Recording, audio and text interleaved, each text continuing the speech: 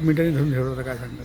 नाही, खरं तर मी मीडियाचे अभिनंदन करतो की हा गुन्हा घडल्यानंतर ज्या प्रकारे 24 तासानंतर हा गुन्हा दाखल करून घेण्यात आला, त्यामागे तुम्हा मीडियाचा खरोखर चांगला रोल आहे आणि तुमचं अभिनंदनच केलं पाहिजे.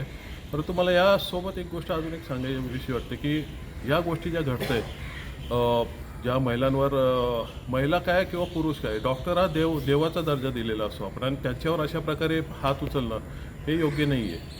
ज्या प्रकारे त्या हॉस्पिटलला सुविधा तुम्ही दिलेल्या आहेत त्याच्यात ते तेवढंच करणार आहेत ना, त्यांनाही काही बंधन आहेत. एक गोष्ट आम्ही समजू शकतो की ते जे पेशंट होते त्यांना काही सुविधा कमी पडल्या असेल किंवा काय, पण याला कारणीभूत कोण आहे? 30-30 वर्षे तुम्ही सत्ता उपभोगून त्या वॉर्डात प्रतिनिधित्व करत असताना तिथे पालिकेने काय तिथे सुविधा दिलेल्या आहेत? तुम्ही पालिकेचे विश्वस्त म्हणून तिथे निवडून आलेले आहेत, यावेळेस तर बिनविरोध निवडून आलेले आहेत, परंतु तुम्ही केलं काय तिथे? तर त्यामुळे तुम्ही डॉक्टर लोकांच्या हातात रिक्षा द्याल आणि त्यांना फरारीच्या स्पीडनी पळायला सांगाल, कसे पळणार आहेत ते? त्यामुळे सर्वस्वी प्रशासन आणि इथले राज्यकर्ते यासाठी जबाबदार आहेत आणि या घटनेचा आम्ही तीव्र निषेध करतो.